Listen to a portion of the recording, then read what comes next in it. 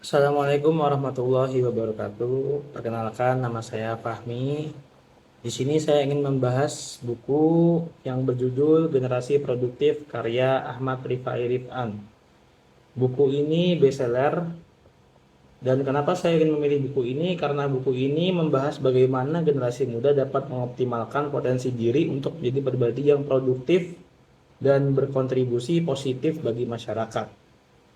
Nah, ini cover depan dan ini cover belakang.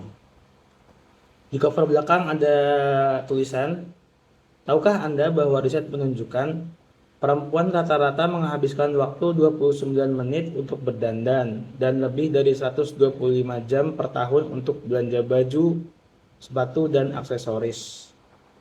Tiap hari manusia menghabiskan waktu 40 menit hanya untuk memikirkan akan makan apa.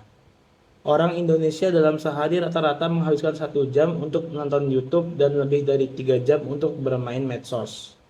Masyarakat rata-rata menghabiskan waktu 26 tahun dalam hidupnya untuk tidur. 2 dari 5 orang tua menganggap media sosial telah membuat mereka menomorduakan waktu bersama keluarga saat berada di rumah. Dari fakta-fakta di atas membuat kita sadar bahwa kita begitu mudah menghabiskan detik demi detik waktu kita untuk beragam hal tanpa merasakan bahwa detik demi detik yang berjalan itu menggerogoti jatah umur kita. Kita nyaman saja menghabiskan waktu tanpa sadar bahwa sejatinya waktu yang berjalan itulah esensi dari kehidupan kita, yang harusnya kita isi dengan hal-hal hebat dan hal-hal yang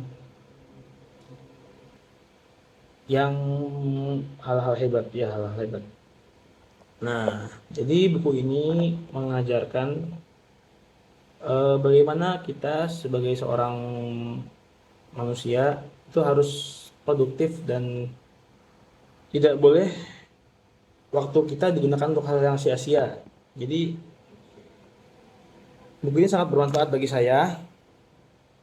Nah, dari penulis Ahmad Rifai Rifan ini memberikan panduan praktis dan motivasi untuk mengatur waktu, meningkatkan kualitas diri, serta membangun kebiasaan yang mendukung kesuksesan. Nah, ini dari buku ini kita tuh belajar bahwa pentingnya pola pikir yang benar dan disiplin dalam menjalani kehidupan sehari-hari agar dapat mencapai tujuan dengan efektif. Nah, ini buku ini ada beberapa pembelajaran penting. Jadi dari buku ini kita tahu nih, produktivitas bukan hanya soal bekerja keras, tetapi juga bekerja cerdas dan terencana. Disiplin dalam konsisten, disiplin dan konsisten adalah kunci utama dalam meraih kesuksesan. Mengelola waktu dengan baik akan membuka peluang lebih besar untuk berkembang.